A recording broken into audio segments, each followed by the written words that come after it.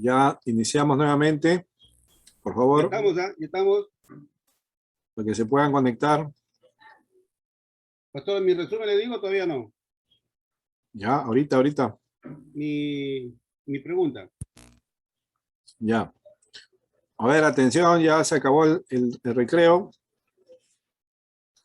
Por favor, se conectan para comenzar. Dime, César, ¿qué querías compartir algo?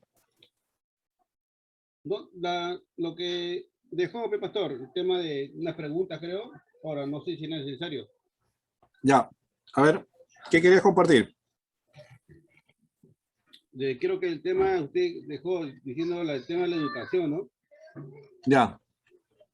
Lo que he visto, mi punto de vista, lo que usted mandó en la base para la educación cristiana, es de la educación de los hebreos, ¿no? Cómo nos enseña, Pastor, tema de la enseñanza diaria que ellos han dado, especialmente, ¿no?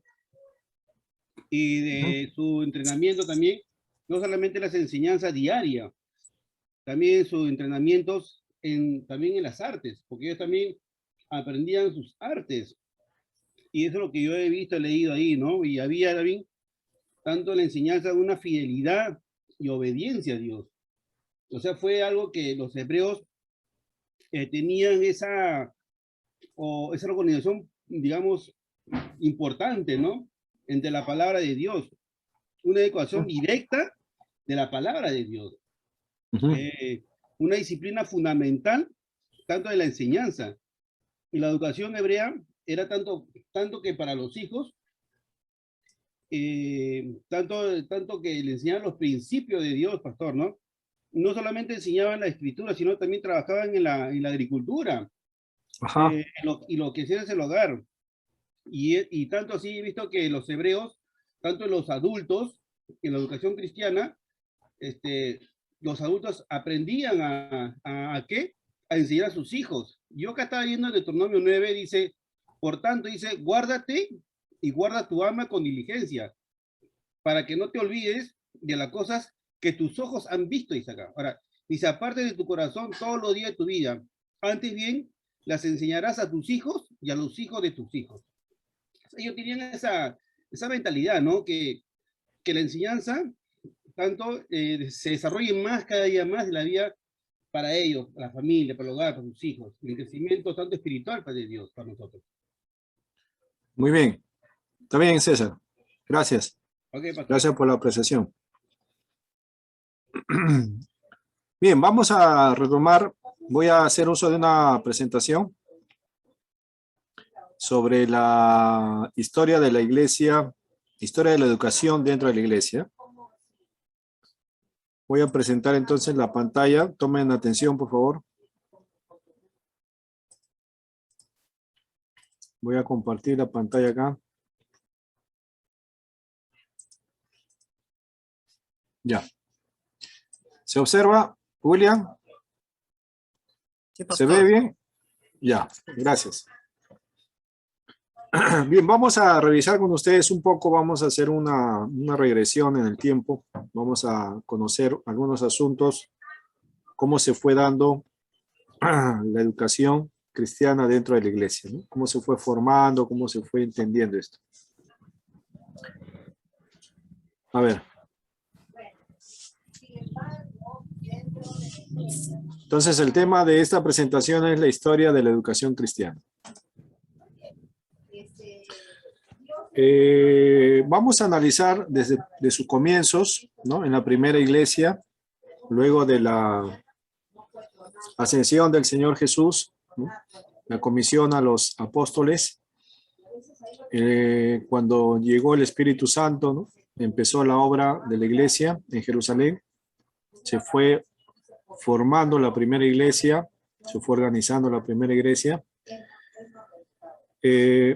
Vamos a ver cómo se fue dando esto de la educación cristiana. Primero, las prácticas de los cristianos de las primeras décadas no fueron muy diferentes a las prácticas judías de la época, ¿no? Porque no había mucha diferencia entre el cristianismo y el judaísmo en cuanto a la práctica, ¿no? De lo que se estaba recibiendo, ¿no? De la educación que se estaba recibiendo, ¿no?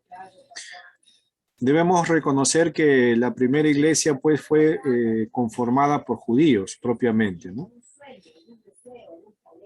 Los que estaban dentro del aposento alto pues todos eran judíos, recibieron el Espíritu Santo, se empezó a organizar bajo el liderazgo de Pedro, pero venían de todo el trasfondo judaico, ya tenían los elementos propios de la educación que habían recibido, la práctica que ellos desarrollaban, la participación en el templo, la participación en la sinagoga. Entonces, al comienzo, en la primera iglesia, no fue muy diferente las prácticas, ¿no? Por ejemplo, vemos en Hechos capítulo 3, cuando Pedro y Juan subían a la oración, ¿no? ¿Qué práctica era esa? Era una práctica judía que ellos estaban continuando, ¿no? Estaban desarrollando sus actividades que habían aprendido, habían sido formados en eso, y estaban llevándola a cabo, ¿no? Por ejemplo, los primeros cristianos en la primera iglesia oraban cuando menos 3 veces al día, ¿no? ¿Quiénes practicaban eso? Y ya lo practicaban los judíos, ¿no? A la tercera, sexta y novena hora, ¿no? Lo que vendría a ser las 9 de la mañana, las 12 del mediodía y 3 de la tarde, ¿no? O sea, tenían 3 horarios para orar, ¿no? Y eso se practicaba y se enseñaba dentro de las primeras comunidades cristianas, ¿no? La primera iglesia cristiana, ¿no? La oración. ¿Cómo lo enseñaban? Como lo habían recibido. ¿Y cómo lo recibieron? Conforme a la educación hebrea, ¿no? El horario, la frecuencia, se estaba continuando, ¿no? Había como una transición o una herencia, una continuidad, ¿no? De lo que se hacía en la comunidad hebrea con la comunidad naciente cristiana, ¿no? Entonces no había mucha diferencia en esas prácticas, ¿no? En la primera iglesia. Ahora, luego, en la primera iglesia, ¿cómo se fue dando la instrucción, ¿no? Recuerda que la instrucción hebrea era principalmente en la casa, luego formalizaron en la sinagoga, le hicieron como institución, como una escuela de formación, de instrucción. Ahora, en la nueva comunidad de fe que se está formando, ¿no? En la iglesia cristiana, ¿cómo se fue entendiendo esto de la instrucción o cómo se fue dando, ¿no? Hay un texto bastante clave que nos puede ayudar a comprender un poco cómo se daba la instrucción dentro de la iglesia, ¿no? O el grupo naciente de la comunidad de fe cristiana, ¿no? Hechos 2, 42 al 47 nos va a dar información. Muy poco se ha escrito sobre este asunto, ¿no? De la educación, no hay mucho material de fuentes primarias, ¿no? La fuente de donde podemos recurrir para ver cómo era esto es los mismos escritos bíblicos. De ahí podemos sacar alguna idea, ¿no? Por ejemplo, Hechos 2, del 42 al 47, nos da alguna información. Vamos a buscar el pasaje. Si podría ayudarme algún hermano que pueda tomar la lectura de Hechos 2. Hechos 2, 42 al 47, por favor. ¿Lo puede leer? Con toda confianza. ¿Me escucha? Sí, adelante. Dice así: y perseveraban en la doctrina de los apóstoles, en la comunión unos con otros, en el partimiento del pan y en las oraciones. Y sobrevino temor a toda persona, y muchas maravillas, señales eran hechas por los apóstoles. Todos los que habían creído estaban juntos, tenían en común todas las cosas. Vendían sus propiedades, bienes, los repartían a todos los según la necesidad de cada uno. Y perseverando unánime cada día en el templo y partiendo el pan en las casas, comían juntos con alegría y sencillez de corazón, alabando a Muy bien, gracias. teniendo favor todo el pueblo y el material de los que habían tratado. Muy bien. ¿Quién leyó? No supe quién leyó. Leoncio. Leoncio, ¿no? Ya. Leo Díaz. No, está bien, está bien. No, como estoy en compartido, no veo todas las imágenes. Ya, está bien, Leoncio, gracias. Entonces, este pasaje va a ir mostrando algunas acciones que se hacían, ¿no? Algunas prácticas que se hacían dentro de la iglesia. Lucas, el escritor de este tratado de Hechos, dice que se tomó la molestia de investigar, ¿no? Diligentemente todo lo relacionado a la fe cristiana, ¿no? Entonces él empezó a recopilar, a tomar información, fuentes, para poder ir relatando lo que estaba ocurriendo, ¿no? En forma correcta, ¿no? Y él nos da esta información, ¿no? Y dice que la vida de los primeros cristianos en la iglesia, en cuanto a su instrucción, dice que perseveraban en la doctrina de los apóstoles, ¿no? Entonces acá hay un primer dato importante, que la iglesia a sus comienzos, su instrucción recaía fundamentalmente en los apóstoles. O sea, los maestros de la iglesia, ¿no? En cuanto a la instrucción, al conocimiento de las cosas que habían pasado, eran los apóstoles. Eran las personas nombradas con autoridad para poder enseñar acerca de las cosas que habían pasado.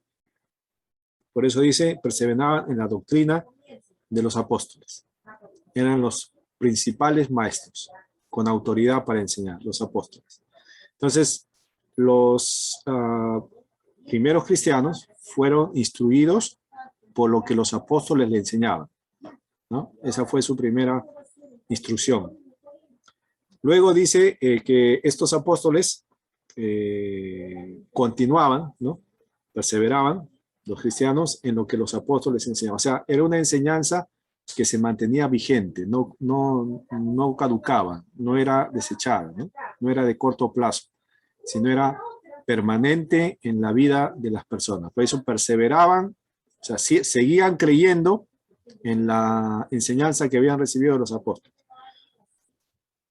Y los apóstoles fueron testigos oculares, vivenciales del Señor Jesús, ¿no? Fueron los comisionados. Mateo 28, ¿no? Nos relata eso, ¿no?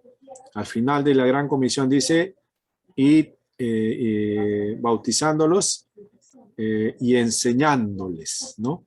Que guarden todas estas cosas que yo les he mandado, ¿no? Entonces la enseñanza, la comisión de la enseñanza fue dada por Jesús a los apóstoles. Y los apóstoles tenían la función de instruir, enseñar, ¿no? En la primera comunidad. Ellos fueron los que tomaron las riendas de la instrucción en la iglesia, los apóstoles. Luego había comunión. ¿Qué hacían? Comunión, koinonía, ¿no? Dice, en la comunión unos con otros, ¿no? Había una fraternidad, un cuidado mutuo, ¿no? De uno a otro, una preocupación mutua de uno a otro, ¿no? La comunión, el estar juntos, ¿no? El estar reunidos, compartiendo, era parte de su instrucción también, ¿no? La solidaridad, la preocupación, ¿no? El estar fraternalmente unidos en lo que creían, esa era parte de su formación también, ¿no? La koinonía, los momentos juntos, el comer juntos, ¿no? El compartir la mesa juntos era una forma de instruir a la iglesia en la comunión. Luego había también en las oraciones, ¿no? En las oraciones. Participaban también en las oraciones, ¿no? Y en la observancia de las ordenanzas, en este caso en la cena del Señor, ¿no? Partimiento del pan y en el bautizo, ¿no? Se iba enseñando a través del bautizo, ¿no? Lo que habían ellos aceptado y el recordatorio del sacrificio de Cristo en la cena del Señor, ¿no? Eran ordenanzas de instrucción. Cada ordenanza tenía también una finalidad de instrucción, ¿no? En la cena se les recordaba el sacrificio de Cristo, instructivo, ¿no? Instructivo, ¿no? y en el amor ágape, ¿no? En el cuidado que había, en la preocupación uno por otro, ¿no? Y dice que vendían sus propiedades, ¿no? Y lo repartían a cada uno según sus necesidades, ¿no? O sea, había un desprendimiento, un amor ágape de atender las necesidades de los otros, ¿no? Todas esas prácticas iban formando la primera comunidad cristiana. Así se iba formando la primera comunidad cristiana. Los primeros maestros, entonces, tenían que ver con los apóstoles, ¿no? Los primeros que empezaron la labor docente, digamos, en la iglesia, el apostolado, la doctrina de los apóstoles. Por eso nuestra iglesia es una iglesia cristiana apostólica también, ¿no? Nosotros somos cristianos apostólicos. ¿Por qué? Porque hemos recibido la doctrina apostólica, ¿no? Creemos en lo que los apóstoles dijeron acerca de Jesús, ¿no? Creemos eso, somos doctrina apostólica. ¿Dónde se va formando esto? Aquí, en la primera iglesia, ¿no? Hechos nos arroja esa información sobre la primera iglesia y cómo se fue instruyendo a la primera iglesia. Se da cuenta que tiene que ver con acciones también, ¿no? Comunión, comer juntos, ¿no? Koinonía, ¿no? Amor fraternal, amor ágape. Tenía que ver con convivencia, con comer juntos, ¿no? Convivir juntos también, ¿no? Participar juntos. Estar juntos. Esa es la idea de la formación en la iglesia, ¿no?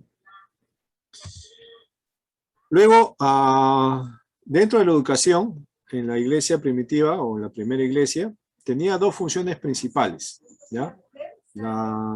Dos funciones principales. Primero tenía que ver con el bautismo, ¿no? El bautismo fue una de las instrucciones que se daba a los nuevos creyentes, ¿no? O sea, ¿cómo se iba formando a los nuevos creyentes? A través del bautismo. El bautizo era su primera nivel de enseñanza, ¿no? En los evangelios vemos que, en el libro de los Hechos, perdón, vemos que cuando hubieron conversiones, ¿no? Después de la predicación de Pedro, en los primeros capítulos, inmediatamente después de la conversión, lo segundo que venía era el bautizo, ¿no? Casi inmediatamente, ¿no? Porque el bautizo era una forma de instruir, ¿no? Era lo que sería la preparación para la nueva fe y el discipulado del nuevo creyente, ¿no? O sea, ¿cómo era formado ese nuevo cristiano, ese nuevo creyente que aceptaba la fe en Cristo? Bautizo. Su primera instrucción, ¿no? Bautizo. Era lo primero que se le daba al creyente, ¿no? El bautizo. Por eso se ve casi simultáneo, ¿no? Conversión, bautizo, ¿no? ¿Qué haremos, no? Arrepiéntanse y bautícense, ¿no? Arrepiéntanse, bautícense, ¿no? Arrepiéntanse, bautícense. Era la fórmula instructiva dentro de la iglesia, ¿no? Arrepentimiento más bautizo, ¿no? Al comienzo así se entendía la formación de los cristianos, ¿no? Los primeros cristianos eran formados en eso, ¿no? Llevarlos a arrepentimiento, bautizo, ¿no? El bautizo era un ritual, una ceremonia, ¿no? No exclusiva del grupo cristiano, no era exclusiva, ya se practicaba en otros entornos judíos también el bautizo, ¿no? Juan el Bautista preparó al pueblo a través del bautizo del arrepentimiento, ¿no? Había esa práctica ya. Los esenios, un grupo también judío, ¿no? Un grupo religioso judío, también dentro de sus prácticas, de sus rituales, incluían el bautismo como un señal de purificación, ¿no? Entonces, el bautizo, digamos que era una práctica que ya estaba vigente dentro del judaísmo, ¿no? Y en el cristianismo como que la adopta también, con otro sentido, lógicamente, ¿no? Con otro sentido. El bautizo vino a ser parte también de la preparación y de la instrucción del nuevo creyente, ¿no? En la fe. Entonces, una de las funciones principales de la educación era bautizo, ¿no? Ahora, luego del bautizo venía la transmisión, ¿no? La transmisión oral de las enseñanzas y obra de Jesús, ¿no? Ahora, esta transmisión oral lógicamente recaía principalmente en la docencia apostólica, ¿no? Los apóstoles eran los que transmitían esta enseñanza. La conservaban, la difundían, ¿no? Acerca de la obra de Cristo, ¿no? Ahora, esto al comienzo fue de manera oral. No habían escritos propiamente donde se fuera organizando, se fuera sistematizando la enseñanza apostólica. Al comienzo, la formación de los primeros cristianos, la instrucción de los primeros cristianos en la fe, era a través de la enseñanza oral, lo que vendría a ser la tradición apostólica, ¿no? La enseñanza oral. El evangelio de nuestro Señor era transmitido de manera oral. Primera de Corintios, ¿no? Capítulo 15, cuando Pablo escribe a la iglesia en Corinto, hace mención de cómo él fue formado, cómo fue él instruido en la fe, ¿no? Es un dato interesante, es un pasaje bastante importante para entender la instrucción en los primeros comienzos de la iglesia, ¿no? Primera de Corintios 15, no sé si puede buscar. Ya, yo lo leo. Ya, léalo por favor, 15 del 3 al 5. Porque primeramente os he enseñado lo que asimismo recibí, que Cristo murió por nuestros pecados, conforme a las Escrituras, y que fue sepultado y que resucitó al tercer día, conforme a las Escrituras, y que apareció a Cefas y después a los 12, dice. Ya. Ahora, fíjese, observe bien este pasaje interesante. Pablo fue formado en la fe cristiana, ¿no? Su conversión, la visión que tuvo, la conversión y toda la revelación que tuvo, pero él fue instruido en el evangelio. Dice, porque yo he recibido algo que Cristo, ¿no? Está hablando del evangelio de Cristo, ¿no? O sea, él fue instruido en el evangelio de Cristo. Alguien lo instruyó a Pablo, ¿no? Él recibió la transmisión oral de la doctrina apostólica. ¿Cuál era la doctrina apostólica? Que Cristo murió, que Cristo resucitó, que Cristo ascendió, que Cristo es el Hijo de Dios. Salvador, Mesías, Redentor, ¿no? Hijo de Dios. Eso Pablo lo recibió y él lo está volviendo a transmitir ahora en su escrito, en la carta, ¿no? Y que él también lo había enseñado en otra ocasión cuando fundó la iglesia en Corinto, ¿no? Ahora, esa transmisión era la que se daba en la primera iglesia, ¿no? O sea, la primera instrucción, digamos, teórica de lo que el creyente recibía, ¿no? Era esta, que Cristo murió, que Cristo resucitó, que Cristo ascendió y se apareció, ¿no? Hijo de Dios, Salvador, Redentor, Mesías, ¿no? Esa era la primera instrucción que recibía el nuevo creyente. O sea, ¿cómo fundamentaban la fe en los primeros creyentes? A través del Evangelio. El Evangelio eran las bases para empezar su educación en la fe, ¿no?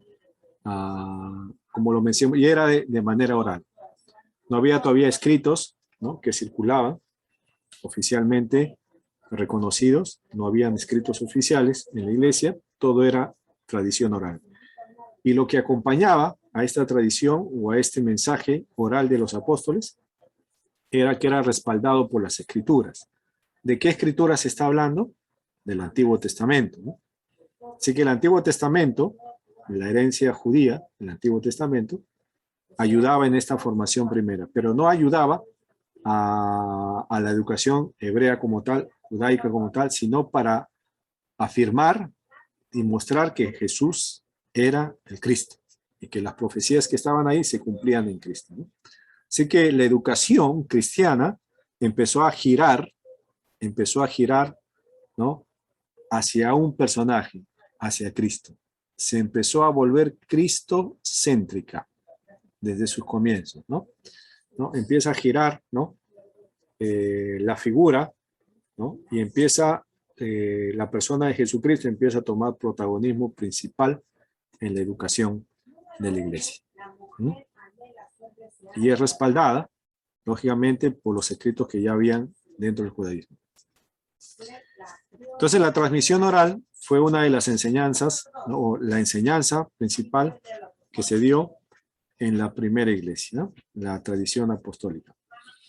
Lógicamente, luego, más adelante aparecerían ya los evangelios escritos, ¿no? Primero de ellos, según los estudios, el primer evangelio en aparecer o escribirse fue el evangelio de Marcos, una data bastante temprana, ¿no? Para el evangelio de Marcos. Y que Marcos, según la tradición que escribe Eusebio de Cesarea, historiador de la iglesia, siglo III, IV más o menos, dice que Marcos elaboró su evangelio a partir de la enseñanza apostólica de Pedro. San Pedro, enseñando en Roma, doctrina apostólica, Marcos empieza a tomar apuntes de la enseñanza apostólica de Pedro sobre el evangelio, ¿no? La tradición apostólica, y empieza a registrarlo en el evangelio que hoy conocemos como evangelio de Marcos, ¿no? Luego ya vendrían los demás evangelios, Mateo, ¿no? Lucas y luego Juan, ¿no? Entonces, antes del material escrito, de la literatura escrita, estaba pues la tradición oral, ¿no? Que se mantuvo de boca apostólica a los judíos, ¿no? A los cristianos, perdón, ¿no? Muy bien, entonces esas fueron las primeras funciones principales dentro de la iglesia. Voy a avanzar uno más. A ver, uno más, ya está. Años después, ¿no? Casi a finales del siglo I, ya la literatura como tal empezó a tener protagonismo dentro de la formación de la iglesia, ¿no? De la instrucción de la iglesia. La literatura, los libros del Nuevo Testamento, ¿no? Las cartas y los evangelios, ¿no?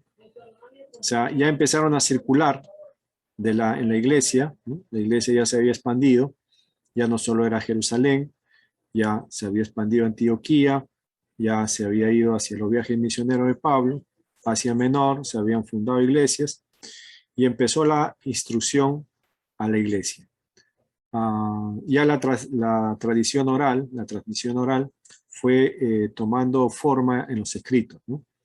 En los evangelios por un lado y las cartas por otro lado, ¿no?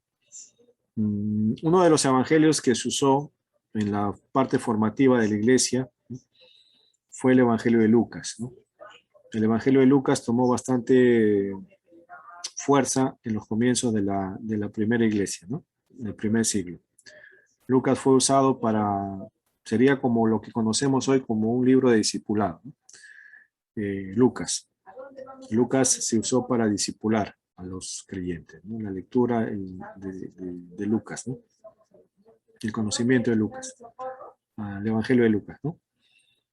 Las cartas apostólicas, por ejemplo, las cartas paulinas, en su gran mayoría, Pablo ocupa un gran porcentaje de los escritos, tuvieron esa finalidad, ¿no? De instruir, corregir a la iglesia, amonestar a la iglesia en otros casos, ¿no? Un ejemplo claro de eso es 1 Corintios, ¿no? 1 Corintios es una carta instructiva y correctiva, ¿no?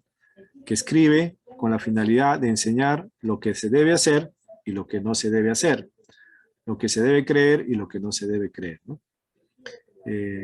Tanto en la doctrina como en la ética, en la conducta, ¿no? ¿Qué se debe creer? Tiene que ver con la doctrina, y cómo se debe actuar tiene que ver con la ética, ¿no? Con la conducta. Entonces las cartas tenían esa finalidad, ¿no? De instruir, enseñar a la iglesia, ¿no? En diferentes puntos. Pablo, el principal autor, ¿no? Es uno de los escritores con mayor porcentaje de escritos, ¿no? También Pedro, en otro aspecto, ¿no? Juan y los apóstoles de las cartas universales, ¿no? La carta general, ¿no? Santiago, Judas, ¿no?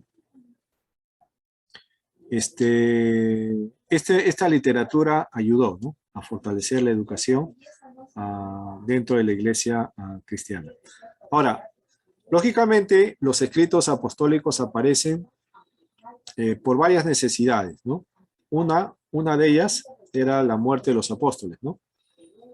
la muerte de los apóstoles ya se estaba dando, ¿no?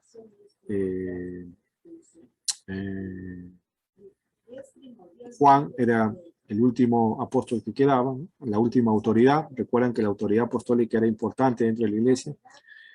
Entonces, por esa necesidad se empiezan ya a conservar los escritos, ¿no? Que circulaban, ¿no?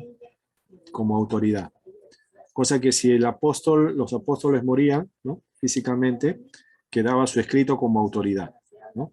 Era autoridad que regía la instrucción y la enseñanza en la iglesia, el escrito apostólico, ¿no? Por eso empezaron a conservar los escritos, ¿no? A guardarlos y a aceptarlos como autoritativos dentro de la iglesia, ¿no?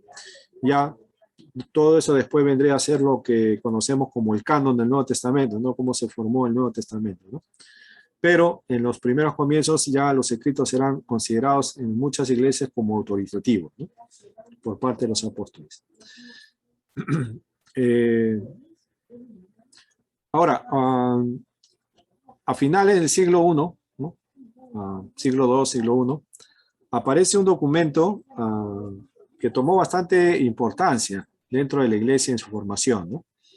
Que se conoce como la Didaché, ¿no? La Didaché o la enseñanza de los dos apóstoles.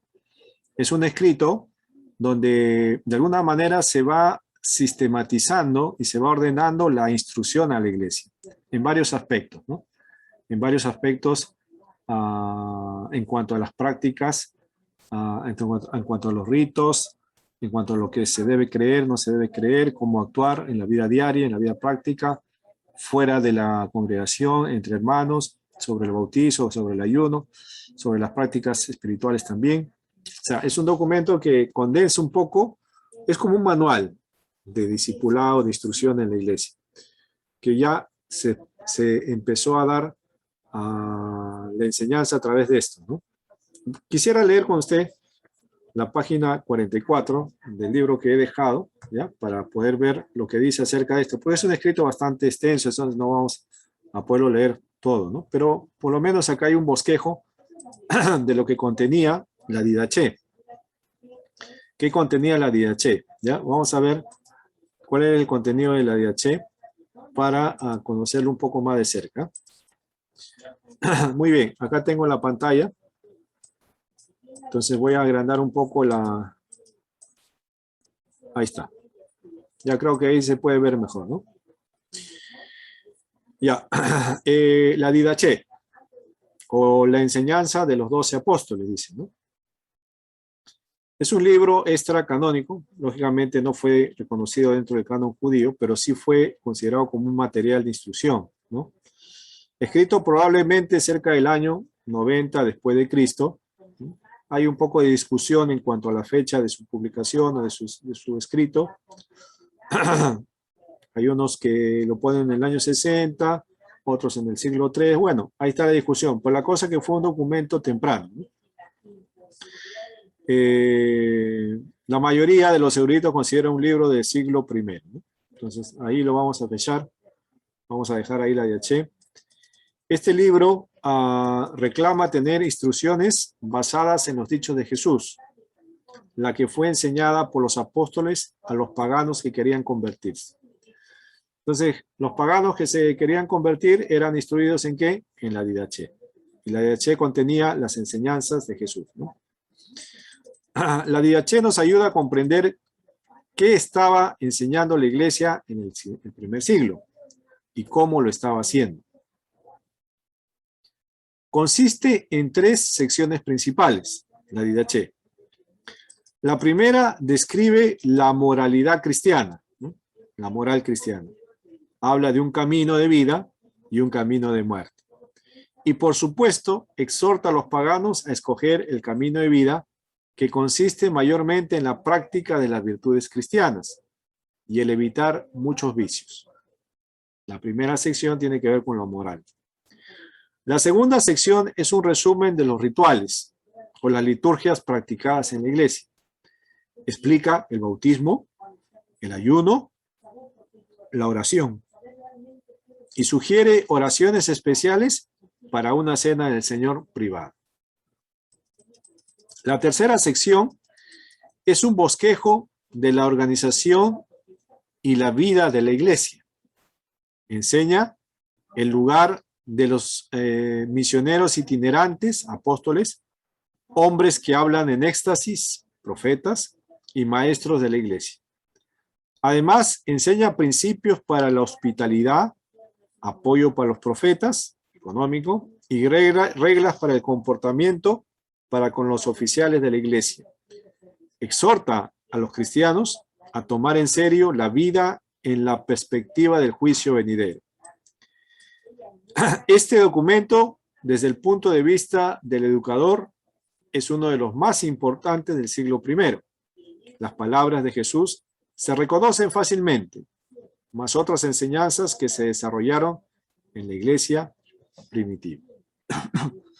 Entonces, ese es más o menos cómo está distribuido la Didache, ¿no? Un documento importante donde nos da información de cómo se instruía la iglesia en el primer siglo, ¿no? Cómo eran formados la iglesia, ¿no? A través de este documento, ¿no?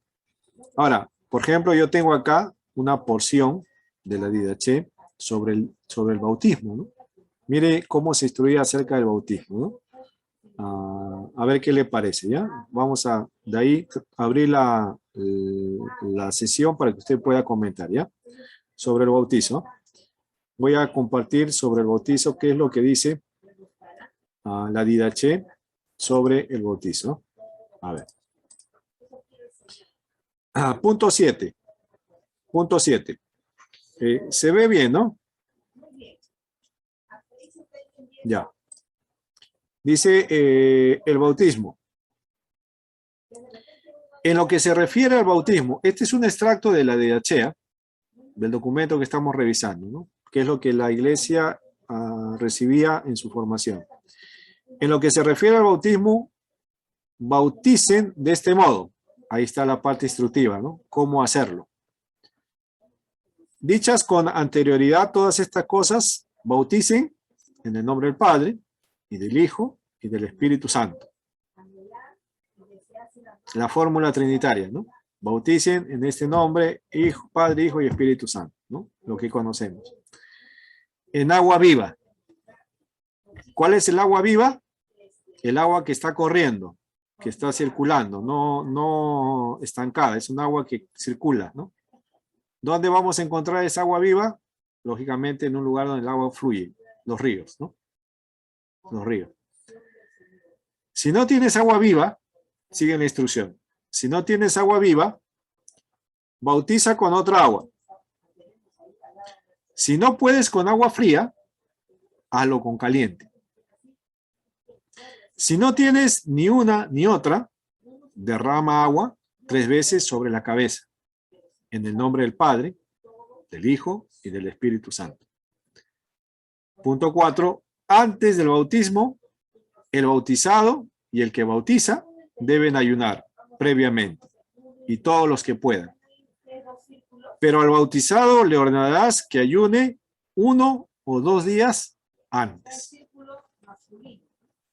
Fíjese, ahí están las instrucciones acerca del bautizo o cómo se instruía a la primera iglesia en relación al bautizo, ¿no? ¿Qué le parece? ¿Qué apreciaciones tiene sobre esta práctica en la iglesia? Fíjese, en cuanto al agua, por ejemplo, ¿no? ¿Qué le parece? Hay 3 tipos de agua, ¿no? Agua viva, agua fría, agua caliente, ¿no? El agua viva tenía que ver con el agua que fluye, ¿no? El río, ¿no? Dice, si no hay río, sí, si no hay río. Me hubiera encantado que me bauticen con agua caliente, ¿eh? En pleno invierno. Claro, si no hay agua fría, ¿no? Usa agua caliente, ¿no? Y si no hay, ¿no? Ni agua fría ni agua caliente, salpícale en la cabeza 3 veces, ¿no? 1, 2, 3, ¿no? Entonces, aquí, por ejemplo, hay un dato, ¿no? Histórico, por lo menos, que se puede usar para ver que ya desde el comienzo la práctica de la aspersión, ¿no? ¿De la aspersión, no, pastor? Aspersión, o sea, salpicar agua encima de la cabeza del que se está bautizando, era practicada, ¿no? Era practicada, ¿no? Por lo menos aquí la Didache refleja eso, ¿no? Que se hacía así, ¿no? Entonces acá hay un dato bastante antiguo para ver la práctica de la iglesia, ¿no? La enseñanza de la iglesia sobre el bautismo, ¿no? Por lo menos la forma. La fórmula, ¿no? Padre, Hijo y Espíritu Santo, ¿no? Está clara, no es contradictoria a lo que se encuentra en el Evangelio, es clara, ¿no? Solo que acá da algunas explicaciones ya más directas sobre la forma, ¿no? Si es totalmente sumergido, si es agua que fluye, agua estancada, fría, caliente, salpicando, ¿no? Y ahí está, ¿no? Y el ayuno, ¿no? El ayuno de cómo se debe preparar al candidato de bautizo y el que bautiza, ¿no? El ayuno como parte de su preparación, ¿no? Para bautizarse, ¿no? Entonces acá hay unos elementos importantes, se da cuenta, ¿no? La Didache, y bueno, ahí hay otras cosas más que se mencionan en la Didache, en el escrito de la Didache, que usted las puede leer, ¿no? ¿Dónde está este escrito? Búsquelo en internet, en Google, la Didache, y ahí lo puede encontrar toda la instrucción apostólica, ¿no? Por eso la enseñanza de los 12, ¿no? La instrucción apostólica. Ahora, esto es un escrito bastante temprano para la iglesia, ¿no? De alguna manera está ordenando la instrucción. No fue aceptada en el canon, ¿no? Como algo inspirado, pero refleja prácticas de la iglesia, ¿no? Prácticas de la iglesia que podemos considerar. Muy bien, entonces estos elementos que he mencionado tienen que ver con la parte de la instrucción de la primera iglesia, ¿no? Voy a continuar porque ahí no acaba, ¿no? Entonces la literatura fue un instrumento bastante importante, ¿no? Dentro de la iglesia cristiana, ¿no? La literatura como tal, ¿no? Aparte de la Didache, hubieron otros escritos también que circularon, ¿no? Dentro de la iglesia, ¿no? Que algunas iglesias lo aceptaban como autoridad apostólica, ¿no? En otros lugares no. Bueno, hubo una discusión sobre esto hasta que se formuló el canon, ¿no? Estos son los libros que aceptamos como revelados, inspirados por Dios, ¿no? A partir del siglo 3, 4 ya se empieza a establecer el canon. Ahora, seguimos un poco, ¿ah? Atención. Otro de los documentos que reflejan un poco para entender cómo fue instruida, fue enseñada la iglesia en el primer siglo, tiene que ver con el credo apostólico, ¿no? Lo que muchos de nosotros conocemos, el credo apostólico, ¿no? El resumen de la fe cristiana, ¿no? Este credo apostólico, ¿no? Tiene la finalidad de sintetizar lo que es la fe cristiana, lo que creemos, ¿no? Y tiene tres pilares fundamentales, ¿no? Creo en Dios, creo en el Hijo y creo en el Espíritu Santo. Y en la Santa Iglesia, ¿no? Entonces hay pilares fundamentales de nuestra fe, ¿no? Creemos en Dios, Padre, Hijo y Espíritu Santo y en la iglesia que Él dejó, ¿no? Entonces ahí están los pilares fundamentales, ¿no? Y todo el desarrollo de esto, ¿no? Del credo. Este credo era el resumen de la fe, de la doctrina apostólica, por eso es credo apostólico, ¿no? Todo lo que los apóstoles enseñaban se resumía en esto, el credo, ¿no? Y era lo que se enseñaba dentro de la iglesia en los primeros siglos. Es más, era parte de la liturgia al momento del bautizo, ¿no? Cuando un candidato al bautizo, ¿no? Iba a ser presentado en la iglesia, iba a ser bautizado, se esperaba su confesión de fe. ¿Y cuál era la confesión de fe de ese candidato? Era que lea o recite el credo apostólico, ¿no? El credo apostólico era la confesión de él, ¿no? Por eso es creo, ¿no? Es yo creo, ¿no? Y en base a ese creo, lo bautizaban, ¿no? En base a eso se bautiza, ¿no? Entonces, esta práctica es bastante importante, ¿no? Porque Hoy, por ejemplo, hoy, tomando ya un paralelo para nuestro tiempo, ¿no? Hoy nosotros seguimos bautizando a las personas, ¿no?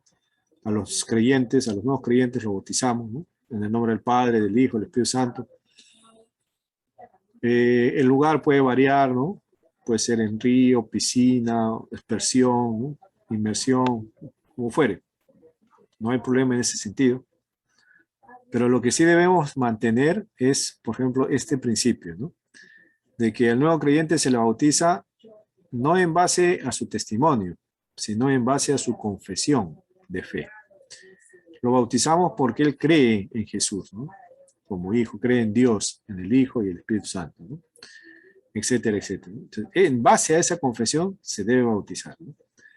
El testimonio es una vivencia personal de él, ¿no? Que puede ser contado, puede ser narrado, como para conocer un poco lo que Dios ha hecho con él, pero la confesión es lo importante para su bautizo, ¿no?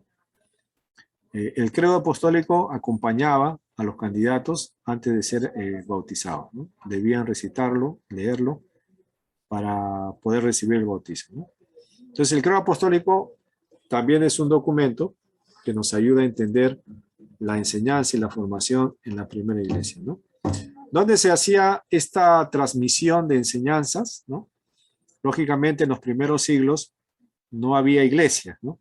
No había iglesias, comunidad, edificio, estructuras, no había, ¿no? ¿Dónde se desarrollaba todos los lugares de instrucción? ¿Dónde era? En las casas. Las casas fueron los primeros centros de instrucción, ¿no? Como las iglesias se empezaron a desarrollar en las casas y los centros de instrucción eran ahí, ¿no? En la casa, ¿no? En las casas fueron dándose la instrucción, ¿no? En el primer siglo, por lo menos en los primeros siglos, la casa era el lugar de instrucción, ¿no? No había iglesia, ¿no? No había edificio, ¿no? No había templo, ya se estaba desligando, ¿no? Se estaba desligando ya el cristianismo como tal del judaísmo, ¿no? Todavía el templo estaba, en los primeros años estaba el templo, ¿no? Hasta el año 70 que fue destruido, pero ya había esa deslinde, ¿no? Los cristianos ya se empezaban a reunir en casas y perseveraban en la doctrina de los apóstoles, ¿no? En la enseñanza apostólica, en las oraciones, en la comunión, en el partimiento del pan, ¿no? En las ordenanzas, y ahí eran instruidos, ¿no? Las casas fueron los primeros lugares de instrucción para la iglesia, ¿no? Luego viene ya del primer siglo, ¿no? Ya viene el siglo 2 al 4, ¿no? Vamos a entrar del siglo 2 al 4, donde ya se empieza a notar la diferencia, ¿no? Del cristianismo y del judaísmo, ¿no? Al comienzo pensaban que era un grupo más del judaísmo, ¿no? Tipo el fariseísmo, los esenios, los celotes, los herodianos, ¿no? Los cristianos es un grupo más del judaísmo, ¿no? Que sea, pero en sí viene a ser lo mismo. No, ya empiezan a marcar diferencias, ¿no? Tanto es así que el judaísmo empieza a perseguir al cristianismo, ¿no? Son sus primeros hostigadores, ¿no? Son los primeros en hacerle la vida difícil, ¿no? El judaísmo empezó a atacar ya frontalmente al cristianismo, ¿no? Porque ya empezó a marcar diferencias, ¿no? El tema del Hijo de Dios, ¿no? De la comprensión de Padre, Hijo, Espíritu Santo, un Dios en tres personas, ¿no? Chocaba ya con el monoteísmo como lo entendía el judaísmo, ¿no? Nosotros somos monoteístas también, pero la idea del Padre, Hijo y Espíritu Santo era difícil de entender en el judaísmo, ¿no? Ya se empezó a marcar diferencias, ¿no? Ahora, en el siglo II al IV, ¿no? El siglo I fue bastante atacado por el judaísmo, ¿no? Luego empieza ya a ver esa separación, ¿no? Ya se empieza a separar de esto, pero como el evangelio ya sale, la iglesia cristiana empieza a extenderse y sale al Asia Menor, al mundo greco-romano, ¿no? Donde ya no solamente la presencia estaban de los judíos, sino de los que no eran judíos, los gentiles, ¿no? El cristianismo se ve en la educación cristiana, se ve atacada o influenciada por una corriente helenística, ¿no? Que es el pensamiento filosófico griego, ¿no? Que imperaba pues en todo ese mundo del Asia Menor, ¿no? Del mundo gentil, ¿no? El pensamiento griego, ¿no? La filosofía griega, las perspectivas griegas, ¿no? Entonces, hay un intento de tratar de instruir a la iglesia a través de presupuestos filosóficos griegos, ¿no? Desde una perspectiva griega, ¿no? Entender la fe cristiana desde esa perspectiva, ¿no? Lo que sería un intento, una forma intelectual de explicar la fe cristiana, ¿no? De la sencillez del evangelio, de la doctrina apostólica, ¿no? La sencillez que se comunicó al mensaje en el primer siglo, esto empezó a tomar un enfoque más elaborado, ¿no? Más intelectual, influido lógicamente por el pensamiento griego, ¿no? La filosofía griega, ¿no? Y empezó a chocar, ¿no? En ese intento de poder explicarlo a través de esto y alcanzar a las élites, como que fusionó, ¿no? Algunas cosas de esto, ¿no? Y aparece las grandes controversias, ¿no? Y aparecen las grandes controversias y las herejías fuertes que el cristianismo enfrentó para defender la fe, ¿no? La correcta instrucción de la fe cristiana, ¿no? Las grandes herejías que el cristianismo enfrentó y tuvo que derrotar, ¿no?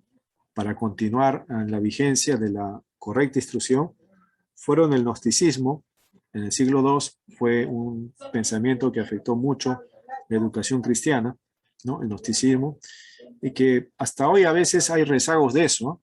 Hasta hoy hay rezagos de eso. La herejía que afectó bastante a la iglesia en su formación, en su educación, fue el arrianismo, siglo III. Siglo III fue la herejía de ese siglo, una fuerte controversia sobre el tema de la cristología propiamente, ¿no? La persona del Hijo de Dios, el entendimiento y la comprensión del Hijo de Dios, de la Trinidad también, por un lado. Y la herejía del siglo IV, ¿no? El monarquianismo, tomando ya la figura trinitaria, ¿no? ¿Cómo entender la Trinidad, ¿no? Padre, Hijo y Espíritu Santo, ¿no? Hubo herejías ahí también, ¿no? Entonces, la iglesia tuvo que enfrentar esos pensamientos que estaban atacando directamente con la instrucción de la iglesia, ¿no? Querían dañar la instrucción. El gnosticismo fue fuerte, ¿no? Empezó casi en los comienzos del siglo II. Juan, el apóstol Juan, ¿no? Escribe, por ejemplo, su tercera carta, perdón, la primera carta de Juan, escribe haciendo defensa y apología en varios aspectos de este ataque, ¿no? Primera de Juan tiene que ver con eso, ¿no? Él escribe para enseñar y corregir algunos desórdenes que ya estaba mostrándose en la iglesia sobre el pensamiento gnóstico acerca del Hijo de Dios, ¿no? Porque el pensamiento griego tenía que ver con el entendimiento de que lo espiritual es lo que perdura, ¿no? Lo bueno, lo sagrado, lo divino, ¿no? Y lo material, o sea, la carne, es lo malo, ¿no? Lo que se va a morir, lo que no va a durar, ¿no? Lo que daña al espíritu, ¿no? Y pensaban pues que el espíritu bueno estaba atrapado en una cárcel que era el cuerpo y había que liberar a ese espíritu bueno del cuerpo, ¿no? A través de prácticas y rituales, ¿no? Que agredían al cuerpo muchas veces, ¿no? Entonces, todo eso tenía que explicarse bien en la iglesia, enseñarse bien, ¿no? Para instruir bien acerca de esto. Y Juan escribe así, ¿no? En primera de Juan, si usted lo lee, hay momentos donde Juan habla, por ejemplo, de que Jesucristo ha venido en sangre y carne, ¿no? Que el que niega que Jesucristo ha venido en carne, ese es el anticristo, ¿no? Hablando del gnosticismo, ¿no? Que negaban la corporalidad, que Jesús había sido también carne como nosotros, ¿no? Porque la carne es mala, como el Hijo de Dios puede ser carne, no lo aceptaba. Había toda una situación ahí, ¿no? Se tuvo que enfrentar eso. El gnosticismo fue una corriente muy dura, ¿no? Que hasta ahora hay rasgos, ¿no? Hay rezagos de estos pensamientos, ¿no? Incluso a veces escucho algunas enseñanzas, algunas predicaciones que tienen cositas ahí metidas en el gnosticismo, muy sutilmente, pero están ahí. Hay que tener cuidado, hay que tener bastante discernimiento cuando uno escucha ese tipo de enseñanza, ¿no? Para darse cuenta. Porque eso puede, como dice el apóstol Pablo a Timoteo, dice, eso puede ser como gangrena, ¿no? Que puede destruir poco a poco todo lo demás. Ya, el arrianismo tuvo que ver con la postura de que Jesús, el Hijo de Dios, era subordinado al Padre, ¿no? No era Dios, sino era el Hijo, era la creación de Dios, ¿no? Subordinado al Padre, distinto al Padre, ¿no? Este arrianismo hoy sigue vigente, ¿no? Este arrianismo, aunque se condenó en el siglo III, se condenó, hoy sigue vigente, ¿no? Y a veces uno no sabe, pero está vigente todavía. ¿Y sabe en qué figura está vigente este arrianismo? En los testigos de Jehová. Los testigos de Jehová son arrianos, porque ellos sostienen que Jesús no es Dios. Es la creación de Dios, es el Hijo de Dios, pero no es Dios. Y que lo comparan con un ángel, ¿no? Con una creación espiritual. Ese arrianismo de este siglo ahora ha tomado otra faceta, otra cara, que es los testigos de Jehová con otros matices distintos, pero en el fondo es lo mismo, ¿no? Si cuando yo converso con un testigo de Jehová le digo, tú no eres nuevo, ¿no? Tú eres antiguo, ¿ya? Tú eres arriano, ¿no? A veces, como no conocen a veces, me dicen, ¿quién fue arriano? Le empiezo a hablar sobre Arrio, ¿no? Arrio fue el que defendió esto, ¿no? El que confundió a la iglesia con él y sembró esa enseñanza, ¿no? En la iglesia. Fue dura, la controversia fue dura, el siglo III fue bastante discutida, se necesitó más de un concilio para echar abajo estas enseñanzas, ¿no? Pero la iglesia tuvo que enfrentarla y definir pues lo que se debe creer, ¿no? ¿Qué se debe enseñar acerca de Cristo, ¿no? Entonces la iglesia enfrentó esto, ¿eh? Y es parte de la historia de la educación, ¿no? De la formación de la iglesia. El monarquianismo también tuvo que ver, ¿no? Con la persona de la Trinidad, ¿no? Cómo entender la Trinidad como una sola verdad, ¿no? Ellos pensaban que el Padre, Dios es uno, pero que tiene distintas caras, ¿no? Hijo, Espíritu Santo y Padre, ¿no? Que no eran personas distintas, sino uno con diferentes caras, ¿no? Bueno, todo eso lo pueden analizar bien, pueden buscar si les interesa leer un poco más sobre estas herejías y las controversias que hubieron, ¿no? La iglesia tuvo que enfrentar esto y definir enunciados, ¿no? Conclusiones. Tuvo que hacer a través de los concilios. Se determinó qué es lo que la iglesia cree, ¿no? Y se elaboró los credos. El primer credo tuvo que ver con este tema ¿cómo se llama? Del tema de Arrio, ¿no? Los arrianos, la persona del Hijo. ¿Y qué creemos del Hijo, no? Ya la iglesia empezó a confeccionar y a preparar y a elaborar credos, ¿no? Sobre el Padre, sobre el Hijo, sobre el Espíritu Santo, empezó a formular verdades, dogmas, lo que vendría a ser los dogmas, ¿no? La doctrina de la iglesia, lo que debe creer la iglesia y con qué instruir a la iglesia, ¿no? Por ejemplo, nosotros creemos que nuestro Señor Jesús es Dios, ¿no? Jesucristo es Dios, lo adoramos como tal, ¿no? Pero ¿dónde está formulado ese credo? Está formulado, en estos siglos se formuló ese credo, ¿no? El credo de Calcedonia, por ejemplo, ¿no? El credo de Nicea. Fueron credos donde se aceptó una enseñanza verdadera y se empezó a enseñar a toda la iglesia, ¿no? En esa enseñanza, ¿no? Entonces aparecen los credos, en estos siglos aparecen los credos, donde ya uno empieza a adoptar fundamentos de la fe, ¿no? Sistematizados. ¿Por qué nacen los credos? Por la aparición de las herejías, ¿no? De los errores que habían ahí. Entonces, lo que nosotros creemos, enseñamos, ya tuvo su antecedente en la historia de la iglesia, ¿no? En estos siglos, ¿no? Muchas de las cosas que se dieron acá, hasta ahora nosotros las creemos, ¿no? Sobre algunos asuntos, ¿no? Por ejemplo, el asunto del Hijo, ¿no? De la Trinidad. Muy bien, tomen nota de esto porque esto es importante, ¿eh? ¿Qué pasó en los siglos 3 al 4? Este es el tiempo bastante importante en la formación de los credos apostólicos, los credos de la iglesia, ¿no? Lo que se va a creer y lo que se va a enseñar.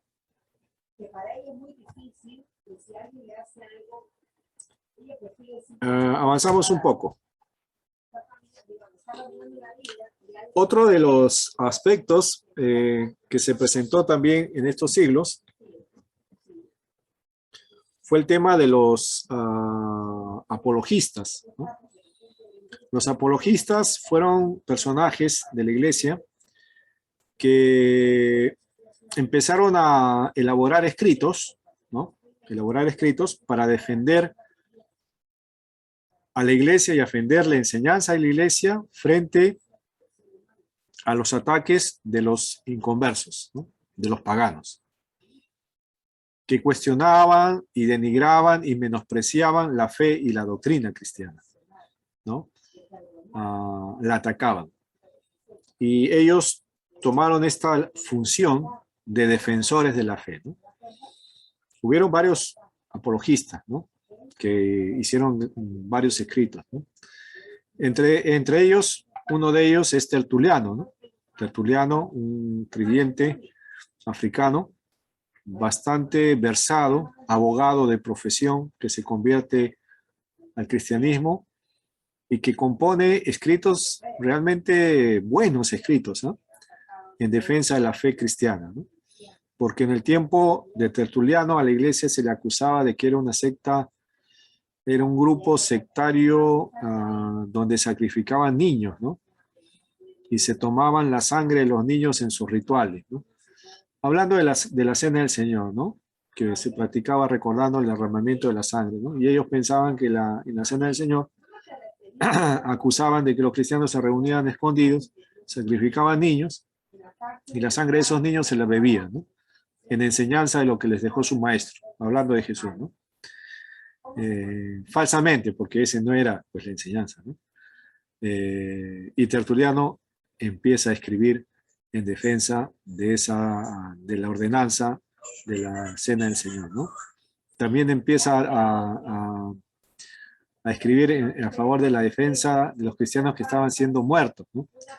Eran sacrificados de diferentes maneras. Tertuliano empieza a escribir que los cristianos no son enemigos, ¿no? Del imperio, sino ellos al contrario, oran a favor de las autoridades, ¿no? Etcétera, etcétera. Hay una defensa muy elocuente de Tertuliano en nuestro siglo. Y así como Tertuliano hubieron otros, ¿no? Orígenes también fue otro, ¿no? Grandes pensadores de ese tiempo, ¿no? Que contribuyeron a la defensa de la fe, de la doctrina, de la enseñanza cristiana, ¿no? Y mantuvieron pues a salvo el pensamiento cristiano, ¿no? La enseñanza cristiana. ¿Ya? Bueno, es obra de Dios también, ¿no? Cuidado de Dios, pero fueron usados para preservar la enseñanza y la doctrina cristiana, ¿no? Si no hubiera habido nada de esto, la doctrina se hubiera hundido, hubiera desaparecido, ¿no? O se hubiera contaminado, se hubiera distorsionado, ¿no? Sin embargo, Dios usó a estos personajes, ¿no?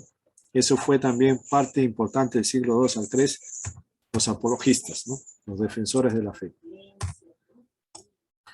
Muy bien. A ver, voy a pausar ahí, creo que he hablado mucho. He avanzado hasta el siglo IV, ¿ya? Siglo I, II al IV, ¿no? ¿Alguna pregunta, alguna observación hasta ahí sobre la historia de la educación cristiana en la iglesia, ¿no? Cómo se va dando, ¿no? Cómo se va dando, ¿no? Ha visto, ¿no? De la tradición oral, la doctrina apostólica oral, ¿no? Va tomando forma en la literatura para preservar la autoridad de la enseñanza apostólica en sus escritos. Se va formando con esos documentos a la iglesia. Hay una diferenciación entre lo que es la práctica judía como tal y la práctica cristiana como tal, si ya se va diferenciando una de otra. El protagonista en la educación cristiana, en la iglesia cristiana, es Cristo, lógicamente, ¿no? Se va mostrando esa diferencia, ¿no? Se vuelve cristocéntrica, ¿no? Todo gira en torno a la enseñanza de Cristo, a diferencia del judaísmo, ¿no? Aquí el personaje es ya Cristo, ¿no? La enseñanza gira en él, ¿no?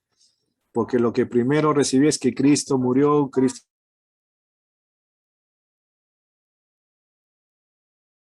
en la persona de Cristo, ¿no? Y ya luego viene la práctica de la vida moral de las personas, ¿no? La vida ética, cómo conducirse, ¿no? Y la observación de los sacramentos, ¿no? El bautizo, la cena del Señor, como medios instructivos. Los primeros documentos de enseñanza, ¿no? La didaché, el credo apostólico, ¿no? Cómo se va instruyendo a la iglesia.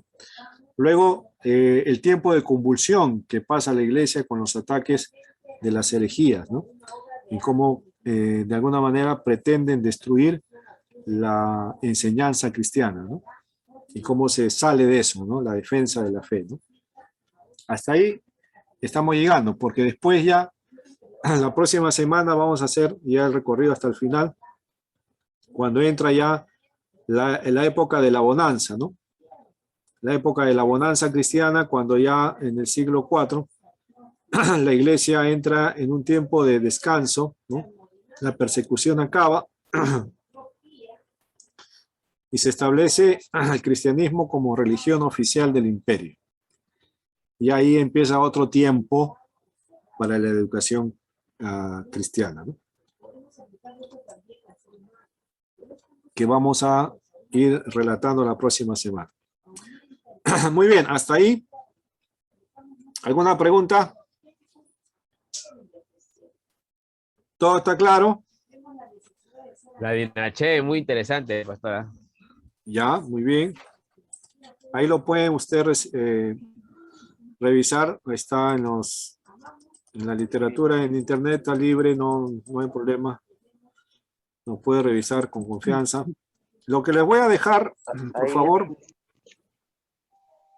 Capítulo para 2. ustedes, y la próxima semana voy a preguntar, ¿no? Tiene que ver con la lectura del capítulo 3, ¿ya? Capítulo 3. Tome nota. Para la próxima semana, por favor, lea el capítulo 3.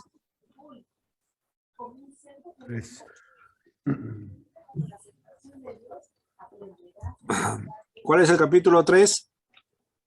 Jesús como maestro. Ya, esta lectura va a complementar lo que no hemos visto, ¿no? El maestro de maestros es Jesús, ¿no? Entonces, vamos a ver cómo se presenta Jesús como maestro, ¿no? Porque él fue el que preparó a los apóstoles, ¿no? Para que ellos a su vez prepararan a otros, enseñaran a otros, ¿no? Entonces vamos a ver al principal, ¿no? A Jesús, ¿ya? ¿Cuántas hojas son? Son poquitas, no se preocupe. Que son 1, 2, 3. 3 caras. Lectura bastante entretenida, fácil de leer, no es complicada, no es muy técnica. Lo puede leer con tranquilidad. En 10 minutos lo lee. Si puede resaltar cosas importantes, resalte, por favor, para compartir. En la próxima clase voy a preguntar también sobre sus apreciaciones, ¿ya? Muy bien. Si no hay otra pregunta. Que nos has dado, en esas hojas que nos has dado usted, ¿está el tema de la explicación de los tipos de agua más de mente? Sí, está ¿O en el no? documento de la Didache. Está en internet, lo pueden buscar, es documento libre, no hay problema. Ahí está la Porque práctica del bautizo. eso del bautismo es Sí. una gran controversia, ¿no? Otro. Porque incluso Bueno, ¿qué es, pues, algunas papi? iglesias Papi, dame. dicen, este bautismo no es válido porque no fue así o no fue así. Entonces es una gran controversia, creo, lo del bautismo, ¿no? A mí siempre, y más ahora leer lo del tipo de agua, como que me abrió más la mente a la duda, ¿no? Claro. Bueno, vamos a ver que el tema del bautizo, pues hasta ahora tiene un tema bastante controversial, ¿no? Pero estamos revisando los datos históricos, ¿no? Para conocer un poco, ¿no? Cómo se dio, ¿no? Y entenderlo con mayor claridad, tener un poco más de comprensión, ¿no? Para no Es ser que, muy pastor, cegados también, ¿no? Porque lo teólogo es ser un teólogo cerrado. cegado, ¿no? Que no quiere revisar datos, no quiere revisar antecedentes, nada, ¿no? Entonces, se vuelve uno necio también, ¿no? Pastor, Sí, según Wikipedia, dice que la Didache estaba cerca a ser parte del canon, pero finalmente fue descartado. ujú, ujú. Es que era bastante usada, en los primeros siglos era bastante usada, ¿no? Lo reconocían como instrucción apostólica, ¿no? Entonces, por eso estuvo bastante cerca de ser reconocida. No solamente de Yaché, otros libros también. Otros libros también fueron usados y también fueron bastante cerca a ser reconocidos, ¿no? Hay toda una historia del canon, creo que ustedes ya lo revisaron, la historia del canon del Nuevo Testamento, entonces han visto parte de eso, ¿no? Y hemos Muy visto bien, los dos, pastor. sí, Para serte sincero, recién la Didache. ya, Pastor, sí. una consulta. Usted estaba mencionando que normalmente ahorita en la actualidad, ¿no? Las sectas son arrianistas.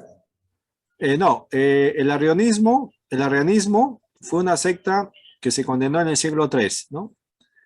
Formulada por Arrio, que era un presbítero de Alejandría, ¿no? Que tomó la oportunidad y empezó a enseñar acerca del Hijo. El Hijo es creación de Dios, no es Dios, ¿no? Que está subordinado al Padre, ¿no? Que no es la misma cosa, son distintas. Ya, eso fue condenado. Hoy en día, esa misma herejía está tomando lo mismo, Los testigos de Jehová. pero a Los momentan. través de los testigos de Jehová. Los testigos de Jehová enseñan lo mismo. O sea, no es nuevo lo que ellos enseñan, eso ya es antiguo, ¿no? Solo que han cambiado de nombre, ya no se llaman arrianos, sino se llaman testigos de Jehová. Pero la enseñanza es la misma. Por eso dije que esas herejías de esos años, de esos siglos, hoy a veces también están presentes, ¿no? Bien. Si no hay otra pregunta, ya nos despedimos. Que tenga un bonito descanso. Disfrute leyendo el libro. Póngase contento haciendo sus tareas. ¿Ya? Venga con muchas ganas a las clases. Uy, me voy. ¿A dónde te vas corriendo, hermano? Me voy a mi clase, contento, con gozo. ¿Ya? Para la gloria de Dios. Y voy a preguntar la próxima semana a los que no han participado hoy día. Voy a preguntar por ejemplo, a Julio Blas, no lo he escuchado hoy día. Tampoco a Yamir Girón, ¿no? Tampoco a Luis Bobadilla, tampoco lo he escuchado. A Leila tampoco. Entonces ya, los primeros van a ser ellos, ¿no? Por favor. Esto es una bendición, pues, ¿no? Participar es una bendición, ¿no? No Bien. es más, pastor, estamos participando con gozo, lo estamos disfrutando, pastor. Con Gracias. gozo, con alegría, ¿no? ¿A dónde vas, hermano? A la clase del Pastor Madre. Qué bueno, me voy con alegría, contento, ¿no? Disfrutar, pero el gozo del Señor me fortalece, hermano. Amén. Me gusta hacer las tareas porque gozo haciendo las tareas, ¿no? Bueno, Amén. ya. Pastor, Cuídense, bendiciones, una oración poderosa para terminar. Pastor Luis, Sí, ¿cuál es el tema para buscar por internet?